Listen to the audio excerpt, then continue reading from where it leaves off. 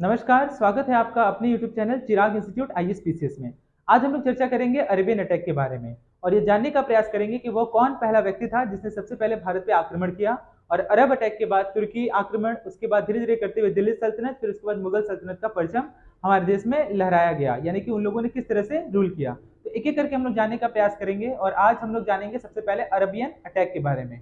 जैसा कि history of medieval India के बारे में हम लोग को जो पढ़ना है वो 712 एडी से लेकर के 1707 एडी तक, ये पूरा जो इतिहास का जो कार्यक्रम है, कलानुक्रम है, जो कि 712 एडी से लेकर के 1707 एडी तक, यानी कि औरंगजेब की मृत्यु तक हमें पढ़ना है। फिर इसके बाद हम लोग इसको और दूसरे भागों में बांटेंगे, जो कि 1707 से लेकर के 1857 की क्रांति तक होगा।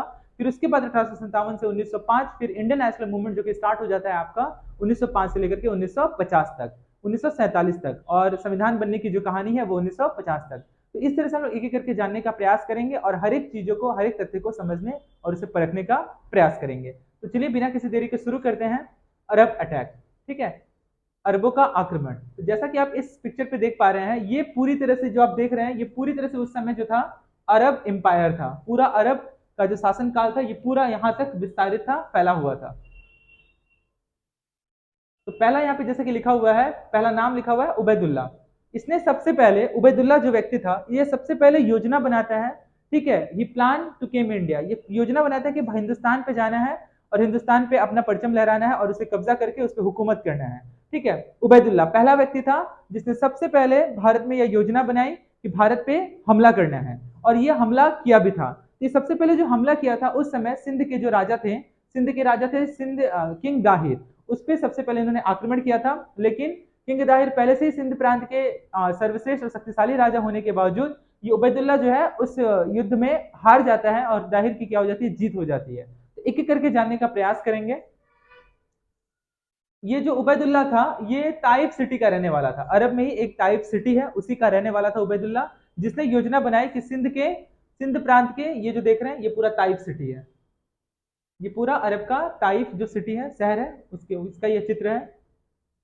711 एडी में उबैदुल्ला ने सिंध प्रांत पे क्या किया, आक्रमण किया, ठीक है। लेकिन उसमें क्या किया, वो हारा गया। प्लान किया लेकिन वो हार गया, ठीक है। ये रहा पूरा सिंध प्रांत, जैसे कि आप देख रहे हैं, ये पूरा पाकिस्तान का क्या है, मैप है।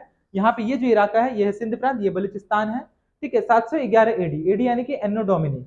उसके बाद उस समय जो सिंध प्रांत के जो राजा रहते हैं उनका नाम रहता है किंग दाहिर, ठीक है। ये काफी शक्तिशाली होने के बावजूद इस युद्ध में उसे परास्त नहीं कर पाता है और उसे हार का सामना करना पड़ता है और फिर वो वापस क्या हो जाता है, अरब में लौट जाता है। फिर 711 एडी में अटैक करता है, ठीक है। 711 एडी में दो बार अटैक होता है किंग दाहिर पर। पहला अटैक उबैदुल्ला करता है और दूसरा अटैक 711 एडी में ही बुदैला करता है, ठीक है। लेकिन इसे भी हार का सामना करना पड़ता है और ये भी कि उस समय ये भी सिंध प्रांत पे ही आक्रमण करता है। तो लगातार सिंध प्रांत पे दो बार आक्रमण होता है एक ही साल में। 711 एडी में पहला आक्रमण करता है उबैदुल्ला, दूसरी बार आक्रमण करता है बुदैला, ठीक है। ये भी आक्रमण करता है सिंध प्रांत पे, और सिंध प्रांत के समय राजा रहते हैं किंग दाहिर। लेकिन किंग दाहिर जो है बुदैला को भी युद्ध में परास्त कर देते हैं और उसे भी हार का सामना करना पड़ता है। फिर वापस से वो क्या हो जाता है, अरब लौट जाता है। तो ऐसे दो व्यक्ति हुए, एक है बुदैला और दूसरा है, पहला है उबैदुल्ला, दूसरे हैं बुदैला, यानी कि दो व्यक्ति हैं जो सिंध प्रांत पे आक्रमण करते हैं और सिंध प्रांत के राजा रहते हैं किंग दाहिर। दोनों ही इस युद्ध में हार जाते हैं और किंग दाहिर जो है वह जीत जाता है। उस समय हमारे भारतवर्ष का यह क्या है, वर्तमान वर्तमान तो नहीं बोले, उस समय प्राचीन मतलब ओरिजिनल हिंदुस्तान का जो है ये क्या है, पूरा मैप है, जो कि आप देख रहे हैं। पूरा म्यांमार से लेकर के, म्यांमार, बांग्लादेश, बर्मा, ये सब सारा लेकर के कंबोडिया, लाओस, अफगानिस्तान, पाकिस्तान, सिंध प्रांत तक फैला हुआ था। ये जो इलाका देख रहे हैं यही पूरा सिंध प्रांत था, ठीक है। गुजरात का कुछ हिस्सा भी इसमें लगा हुआ था, लेकिन देश का बंटवारा होने के बाद 15 अगस्त को इसको रेड क्लिफ लाइन द्वारा इसे काट दिया गया और ये अलग हो गया। आगे देखते हैं नेक्स्ट। फिर क्या होता है, यूसुफ बिन कासिम, जो कि मोहम्मद बिन कासिम के पिता रहते हैं, ये उस समय उनका एज काफी ज्यादा हो जाया रहता है, ठीक है, बूढ़े हो चले होते हैं। तो यह अपने बेटे यानी कि मोहम्मद बिन कासिम को बोलते हैं कि तुम जाओ और अरब पे अटैक करो, तुम जाकर के हिंदुस्तान पे अटैक करो, क्योंकि उस समय जो सिंध प्रांत है, आज भले वो पाकिस्तान में है लेकिन उस समय वो हमारे हिंदुस्तान में ही था, उस पर आक्रमण करने के लिए कहते हैं। तो यूसुफ बिन कासिम खुद नहीं जाता है, बल्कि अपने बेटे मोहम्मद बिन कासिम को क्या करता है, सिंध पर भेजता है। कब भेजता है, 712 एडी में। तो ये भी क्वेश्चन एग्जाम में पूछा जा सकता है कि कब मोहम्मद बिन कासिम जो है भारत पर आक्रमण किया था। तो 712 एडी में। मोहम्मद बिन कासिम क्यों इंपॉर्टेंट है, ये भी जानने का प्रयास करेंगे। क्योंकि बुदैला और उबैदुल्ला इन दोनों ने 711 एडी में आक्रमण तो किया था, लेकिन इन्हें हार का सामना करना पड़ा था। तो मोहम्मद बिन कासिम इसलिए इंपॉर्टेंट है क्योंकि इसने 712 एडी में आक्रमण जो किया, और इसकी यह सफल आक्रमण था जिसमें यह जीत जाता है और किंग दाहिर जो है वो हार जाता है। इसीलिए मोहम्मद बिन कासिम को सफल आक्रमणकारी, मतलब कि इस युद्ध में उसकी विजय होती है, इसलिए मोहम्मद बिन कासिम वेरी वेरी इंपॉर्टेंट हो जाता है। ठीक है, आक्रमण पहला किया था उबैदुल्ला ने, उसके बाद बुदैला ने एक ही साल में, लेकिन जीत होती है मोहम्मद बिन कासिम की 712 एडी में। ठीक है, मोहम्मद बिन कासिम अटैक करता है 712 एडी में और सिंध प्रांत के राजा को हार का सामना करना पड़ता है और वो हार जाते हैं। ठीक है, तो एक प्रश्न है यहाँ पर कि सिंध का आखिरी हिंदू राजा हमारी किताबों से गायब क्यों हो गया? तो किताबों से गायब इसलिए हो गया, इतिहास बिल्कुल साफ है और जैसा कि मैंने आप लोगों को बताया वो भी एकदम क्लियर होगा कि एक ही वर्ष 711 एडी में दो लोगों के आक्रमण करने की वजह से किंग दाहिर जो है काफी कमजोर पड़ गया था, जिसकी वजह से 712 एडी में वापस से यूसुफ बिन कासिम ने अपने पुत्र मोहम्मद बिन कासिम को भेजा युद्ध लड़ने के लिए, जिसमें किंग दाहिर की हार हो जाती है और इतिहास के पन्नों से किंग दाहिर जो है हमारी किताबों से क्या हो जाता है, गायब हो जाता है। क्योंकि उसके बाद अरब अटैक के बाद लगातार फिर तुर्की अटैक, फिर दिल्ली सल्तनत, फिर मुगल धीरे धीरे करके आते जाते हैं और अपना हुकूमत दिल्ली पर शासन स्थापित करते जाते हैं। तो इस प्रकार सिंध का जो राजा था वो पूरी तरह से हमारी किताबों से गायब हो गया, जिसे हार का सामना करना पड़ा, हो सकता है उसे मार दिया गया हो। ये पूरा जो इलाका देख रहे हैं ये पूरा सिंध प्रोविंस है। ठीक है, सिंध इलाका है, उसकी एक छोटी सी तस्वीर है यहाँ पर। नेक्स्ट ये जो आप नाम देख रहे हैं हजाज। ठीक है, हजाज इंपॉर्टेंट इसलिए है क्योंकि मोहम्मद बिन कासिम के ये चाचा रहते हैं और यूसुफ बिन कासिम के ये छोटे भाई रहते हैं। तो इनकी योजना यह थी हजाज की, ये चाहते थे कि किंग दाहिर तो काफी मजबूत और शक्तिशाली राजा है, तो क्यों ना भैया को यह कहा जाए, यानी कि यूसुफ बिन कासिम को कहा जाए कि आप इस युद्ध में मत जाइए, आप अपने बेटे को इसमें भेज दीजिए। क्योंकि हजाज जानते थे कि मोहम्मद बिन कासिम जो है वो काफी यंग है और इस युद्ध के लिए योग्य है, लेकिन साथ में इनकी कुछ गलत मंशा भी थी। ये चाहते थे कि मोहम्मद बिन कासिम किंग दाहिर के पास जाएगा युद्ध लड़ने के लिए, लेकिन इस युद्ध में उसके हार का सामना करना पड़ेगा क्योंकि किंग दाहिर काफी शक्तिशाली और पराक्रमी राजा है। ठीक है, और ऐसे में हजाज जो है अपने बड़े भाई यानी कि यूसुफ बिन कासिम की हत्या कर देगा और खुद अरब की गद्दी पर क्या हो जाएगा, या बैठ जाएगा। इसकी मतलब इसका प्लानिंग पहले यह था, लेकिन हो जाता है उल्टा। मोहम्मद बिन कासिम इस युद्ध में जीत जाता है और जीतने के बाद जब ये आता है तो इसे डर हो जाता है कि कहीं इस बात का पता लग जाएगा, हजाज को डर हो जाता है, यानी कि मोहम्मद बिन कासिम के चाचा को डर हो जाता है कि अगर इस बात का पता चल जाएगा कि मोहम्मद बिन कासिम की मृत्यु की साजिश को रचा गया था, जानबूझ करके उस युद्ध में भेजा गया था भैया से कह, अपने बड़े भैया से कह करके, यानी कि यूसुफ बिन कासिम से, जिससे इस युद्ध में उसकी हत्या हो जाए, वो मर जाए और गद्दी पर मोहम्मद बिन कासिम की जगह और या फिर यूसुफ बिन कासिम की जगह हजाज जो है गद्दी को संभाले। तो ऐसे में क्या करता है हजाज, अपनी बेटी की शादी अपने अपने भतीजे यानी कि मोहम्मद बिन कासिम से कर देता है बचने के लिए। ठीक है, तो हजाज जो है मोहम्मद बिन कासिम के चाचा भी हैं और ससुर भी हैं। कहने का तात्पर्य यह है कि हजाज मोहम्मद बिन कासिम के भतीजा भी है और उसका दामाद भी है।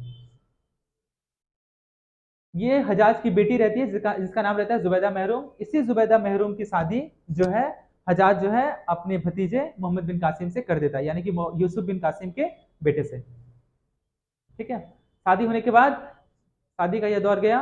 उसके बाद इसमें अरब अटैक में, मतलब कि अरबियन पीरियड में, ये 3 हिस्टोरियन राइटर हैं जो कि इतिहास के पन्नों में काफी अपना नाम दर्ज किए हुए हैं और इन्हें हमें जानना काफी ज्यादा जरूरी है। और एग्जाम के पर्पज से या फिर अगर आपसे एग्जाम में क्वेश्चन पूछा जाता है, अगर मेंस के बारे में अगर मैं बात करूं कि अरबियन अटैक के बारे में लिखो, तो आप इसे पूरी कहानी को एकदम विस्तार से उसे दर्शा सकते हैं एक एक पॉइंट करके। ठीक है, तो 3 राइटर कौन कौन थे उसे हम जान लेते हैं। तो पहला नाम था बालूजरी, जिसने किताब लिखा था किताब उल फूलदान। Very very important. ठीक है, बालूजरी जिसने किताब लिखा था किताब उल फूलदान, याद रखिएगा इसे। ठीक है, बालूजरी यानी कि बालूजरी जो है जिसने किताब लिखा था किताब उल फूलदान, इसी किताब में बालूजरी ने अपनी किताब में मेंशन किया है कि मोहम्मद बिन कासिम की जो मृत्यु है वह ईरान में हुई थी। अब सवाल उठता है कि ईरान में कैसे हुई थी? उसके चाचा जो हजाज थे उसे डर हो गया था इस बात का कि कहीं मोहम्मद बिन कासिम को मेरे बारे में सब कुछ पता चल गया है। ठीक है, ये जानबूझ के सोची समझी चाल थी जिसकी वजह से मुझे अरब अटैक यानी कि 712 एडी में किंग दाहिर के खिलाफ युद्ध लड़ना पड़ा था, जिसके वजह से मोहम्मद बिन कासिम के जो चाचा रहते हैं हजाज, ये इसे ईरान ले जा करके पत्थर से सिर पे वार करके कुछ कुछ करके पत्थर से इसकी हत्या कर देते हैं। इस किताब के इसमें यह किस किताब में मेंशन है? तो बालूजरी की जो किताब है किताब उल फुलदान, उसमें यह मेंशन किया हुआ है कि मोहम्मद बिन कासिम की मृत्यु भारत में नहीं, हिंदुस्तान में नहीं, बल्कि ईरान में हुई थी। नेक्स्ट, इंडियन लिटरेचर सिंध, जैसा कि मैंने कहा कि डेथ ऑफ मोहम्मद बिन कासिम, ठीक है। और भारतीय साहित्य क्या कहता है मोहम्मद बिन कासिम के बारे में, कि भारतीय साहित्य कहता है कि मोहम्मद बिन कासिम की मृत्यु ईरान में नहीं बल्कि सिंध प्रांत में ही हुई थी, क्योंकि सिंध प्रांत पे यह कब्जा कर लिया था किंग दाहिर को, और किंग दाहिर को इसने मार दिया था और गद्दी पर बैठ गया था सिंध पर, ठीक है। और इस तरह से इंडियन लिटरेचर कहता है कि इसकी मृत्यु जो है ईरान में ना होकर के बल्कि सिंध प्रांत पर हुई थी, मोहम्मद बिन कासिम की। एक राइटर हमें वेरी वेरी इंपॉर्टेंट, ये इंपॉर्टेंट है, काफी ज्यादा इंपॉर्टेंट, चचनामा किताब किसने लिखी थी, तो काजी इस्माइल ने चचनामा किताब को लिखा था। आगे नेक्स्ट, अल्फाजरी ने किताब लिखा था किताब उल हिजाज, ठीक है, वेरी वेरी इंपॉर्टेंट, याद रखिएगा, ठीक है। अल्फाजरी ने किताब लिखा था किताब उल हिजज। अब एक क्वेश्चन आया था, यूपीएससी में भी ये क्वेश्चन पूछा गया है, ठीक है, अच्छे से देखिएगा कि what was the aim of Arabian attack, आखिर में अरब जो अटैक करने का जो मूल कारण था, वो सबसे मूल कारण क्या था, उसका उद्देश्य क्या था भारत पर आक्रमण करने का। What was the aim of the Arabian attack, क्या इसका मुख्य उद्देश्य था, तो क्या इसका उद्देश्य क्या धर्म था, रिलीजन था, क्या इसका उद्देश्य रॉबरी डकैती करना था, क्या इसका उद्देश्य एक्सपेंशन था, राज्य का विस्तार करना था, या फिर विवाह मैरिज विवाह करना था। विवाह के बारे में यहाँ पे ऑप्शन इसलिए दिया है क्योंकि विवाह के माध्यम से वो अपने राज्य प्रांत को क्या कर सकते हैं, बढ़ा सकते हैं। जैसा कि हम लोगों ने मुगल पीरियड में देखा था, या मुगल पीरियड में इसके बारे में चर्चा है कि मुगलिया पीरियड में वो युद्ध से पहले वो क्या करते थे, विवाह का प्रस्ताव रखते थे, और जो विवाह का प्रस्ताव को ठुकरा देता था फिर उसके खिलाफ वो युद्ध की बगावत करते थे। अकबर के शासनकाल में ये सबसे ज्यादा हुआ, विवाह के माध्यम से उन्होंने क्या किया, अपने क्षेत्र का विस्तार किया, ठीक है। 15 प्रांत पे उनका कब्जा था, और वहीं मैं अगर बात करूं औरंगजेब, तो औरंगजेब ने 21 प्रांत पे अपना धावा बोला था, मतलब उस पर कब्जा किया था। तो उनका जो मुख्य उद्देश्य था वो एक्सपेंशन बिल्कुल भी नहीं था, ये बिल्कुल गलत हो जाएगा। मैरिज में नहीं था, उनका एकमात्र दो उद्देश्य था, धर्म का प्रचार प्रसार करना और इसका विस्तार करना, और लूटपाट करना, ठीक है। तो ये दो मुख्य कारण, प्रमुख कारण थे, एक रिलीजन और एक दूसरा रॉबरी। मैरिज और एक्सपेंशन से उनका किसी भी प्रकार का कोई संबंध नहीं था। वहीं अगर बात करें मुगलिया पीरियड, तो उनका संबंध मैरिज और एक्सपेंशन से था, ठीक है। उम्मीद करते हैं ये जो पॉइंट है आपको अच्छे से क्लियर हुआ होगा। अब हम लोग जानने का प्रयास करेंगे जजिया टैक्स के बारे में, ठीक है। जजिया टैक्स काफी ज्यादा इंपॉर्टेंट था, लेकिन ये सबसे पहले जजिया टैक्स है, जजिया खराज और जजिया, जजिया टैक्स तो हम लोग पढ़ेंगे जो कि मोहम्मद बिन कासिम ने सबसे पहले इसे लागू किया था, लेकिन दिल्ली सल्तनत में भी जजिया टैक्स के बारे में चर्चा किया गया है, उसे भी हम जानने का प्रयास करेंगे, ठीक है, जिसे कुतुबुद्दीन ऐबक ने लागू किया था, लेकिन इसका नाम जो है जजिया टैक्स की जगह कुछ और नाम रखा गया था। तो जैसे कि क्या लिखा हुआ है, in India Islamic rulers Qutbuddin Aibak impose jizya on non Muslim first time, पहली बार कुतुबुद्दीन ऐबक ने नॉन मुस्लिम यानी कि जो मुसलमान नहीं थे उनके ऊपर जजिया टैक्स लगाया था, which was the called the kharaj o jizya. उसका नाम एक्चुअल जजिया नहीं था, उसका नाम था खराज ओ जजिया। ये कुछ समय काल के लिए था, क्योंकि हम जैसा कि देखते हैं कि कुतुबुद्दीन ऐबक का जो शासन काल था वो 1206 से 1210 तक ही था। 1210 में उसकी मृत्यु हो गई थी, चौगान खेलते वक्त घोड़े से गिरकर वो मर जाता है, ठीक है। Jizya was abolished by the Mughal ruler Akbar, Akbar ने इसे पूरी तरह समाप्त किया in the 16th century, but was reintroduced by the Aurangzeb, Aurangzeb ने इसे फिर से लगा दिया फिरोज शाह तुगलक की तरह इन द 17th सेंचुरी, यानी कि 17वीं शताब्दी में। तो बस हमें खाली इतना याद रखना है कि कुतुबुद्दीन ऐबक ने अपनी दिल्ली सल्तनत में, जब दिल्ली सल्तनत यानी दिल्ली सल्तनत में गुलाम मस्की जब इसने नींव डाली थी, उस समय इसका नाम जो है जजिया नहीं था, बल्कि क्या था, खराज ओ जजिया। तो आपसे एग्जाम में पूछा जा सकता है कि खराज और जजिया का संबंध किससे है, तो उसका संबंध आपका कुतुबुद्दीन ऐबक से है, ठीक है। अब हम लोग जानते हैं कि जजिया कर क्या है। भारत में जजिया सबसे पहले कब हुआ, किसने लगाया, तो सबसे पहले मोहम्मद बिन कासिम ने लगाया। मोहम्मद बिन कासिम ने बोला कि only paid by the Hindu except Brahmin and women. तो मोहम्मद बिन कासिम ने कहा कि केवल इसको हिंदू ही देंगे, लेकिन केवल ब्राह्मण और वुमेन नहीं, टोटल ऐसे 5 लोग थे जिनको जजिया टैक्स नहीं देना था, ठीक है। हिंदू सभी हिंदू देंगे, लेकिन 5 लोग वो कौन थे जो टैक्स नहीं देंगे, जजिया टैक्स नहीं देंगे। सबसे पहले जजिया टैक्स लगाने वाला व्यक्ति कौन था, मोहम्मद बिन कासिम। और 5 लोग कौन थे, तो एक थे ब्राह्मण, दूसरे वुमेन, तीसरे थे बीमार लोग, चौथे थे आपके बच्चे, और 5वें थे अपाहिज। ये जो लोग होंगे ये लोग टैक्स नहीं देंगे। तो पहला व्यक्ति कौन था, मोहम्मद बिन कासिम। दूसरा, फिरोज शाह तुगलक आया, इसने कहा कि नहीं, जितने भी हिंदू हैं मुस्लिम को छोड़ करके वो सभी क्या करेंगे, जजिया टैक्स देंगे, ठीक है। मोहम्मद बिन कासिम ने कहा कि हिंदू देंगे लेकिन एक्सेप्ट 5 लोगों को छोड़कर, लेकिन वही फिरोज शाह तुगलक ने कहा कि हमें किसी से कोई मतलब नहीं है, बच्चे हो, औरतें हो, बूढ़े हो, पंडित हो, पुजारी हो, अपाहिज हो, हमको उससे कोई लेना देना नहीं है, सभी टैक्स देंगे। तीसरा, अकबर ने क्या किया, इसको एंड ऑफ जजिया टैक्स, दैट इसको सर्विस टैक्स, जजिया टैक्स का मतलब एक प्रकार का सर्विस टैक्स, अकबर ने कहा कि इसे जजिया टैक्स को कोई नहीं देगा, ये पूरी तरह से हमारे साम्राज्य में यानी कि दिल्ली सल्तनत में ये पूरी तरह से समाप्त हो जाएगी। मुगल सल्तनत में पूरी तरह से समाप्त कर दी जाती है, कोई भी इसे नहीं वसूलेगा। लेकिन वही और अकबर के बाद ऑल हिंदूज औरंगजेब ने क्या किया, फिर ये फिरोज शाह तुगलक की तरह वापस से टैक्स को इंट्रोड्यूस कर देता है और ये पूरे हिंदू देंगे ये भी कह देता है, फरमान जारी करता है। तो एग्जाम में क्वेश्चन पूछता है कि औरंगजेब जो है वो किसकी तरह टैक्स लगा, जिजिया टैक्स लगा दिया था। तो फिरोज शाह तुगलक की तरह इसने क्या किया था, संपूर्ण हिंदू पर, पूरे हिंदू पर इसने जिजिया टैक्स को दावेदारी किया था कि सभी को देंगे।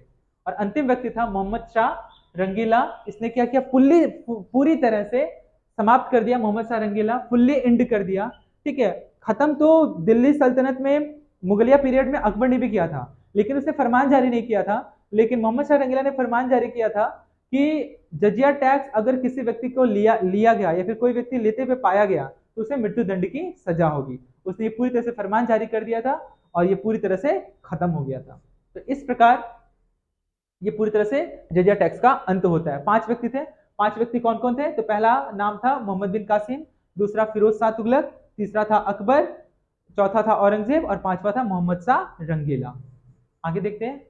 टू गोल्ड कॉइन जो है वो इशू हुआ था।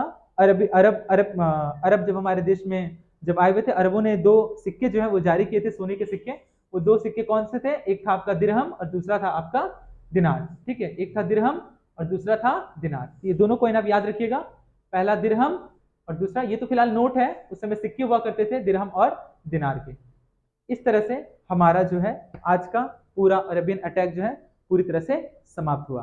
तो एक बार मैं इसे रिवाइज करवाना चाहूंगा आप लोगों को कि सबसे पहले 711 एडी में उबैदुल्ला ने सिंध प्रांत पर आक्रमण किया। उस समय सिंध प्रांत का जो राजा था वो किंग दाहिर था, इसमें हार का सामना करना पड़ा। फिर 711 एडी में बुदेला ने फिर से आक्रमण किया सिंध के राजा किंग दाहिर पर, लेकिन इसमें भी किंग दाहिर की जीत होती है और बुदेला हार जाता है। फिर 1 साल बाद यानी कि 712 एडी में यूसुफ बिन कासिम अपने बेटे मोहम्मद बिन कासिम को भेजता है, जिसमें किंग दाहिर को हार का सामना करना पड़ता है और पूरे सिंध प्रांत पे कब्जा हो जाता है मोहम्मद बिन कासिम का। हजाज उसके चाचा रहते हैं, ठीक है, और उन्हीं की बेटी से मोहम्मद बिन कासिम का विवाह हो जाता है। 3 राइटर के बारे में भी हम लोगों ने पढ़ा, ठीक है, काजी इस्माइल चचनामा लिखे थे, बालूजरी किताबुल फुलदान और किताबुल हिजाज लिखे थे अल्फाजरी। ठीक है, तो इन तीनों के बारे में हम लोगों ने जाना। 2 गोल्ड कॉइन को जारी किया गया था।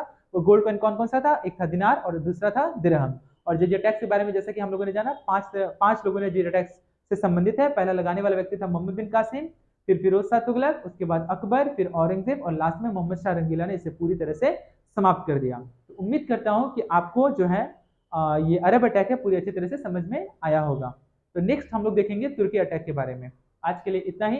अच्छे से पढ़ते रहिए, खूब मेहनत कीजिए और अगर कुछ प्रॉब्लम हो, अगर किसी नए टॉपिक पे वीडियो अगर चाहते हैं आप लोग तो प्लीज कमेंट कीजिए, मैं जरूर कोशिश करूंगा उसका वीडियो बनाने का। ठीक है, एजुकेशनल वीडियो, एजुकेशन शिक्षा से संबंधित। अच्छे से पढ़ते रहिए, रिवाइज करते रहिए। वीडियो को देखने के बाद आप उसे थोड़ा सा रिवाइज करने के लिए कॉपी में लिख करके अभ्यास कीजिए, जिससे कि आप चीजों को नहीं भूलेंगे और वो काफी लंबे समय तक याद रहेगा। आज के लिए इतना ही। आप सभी का बहुत बहुत धन्यवाद।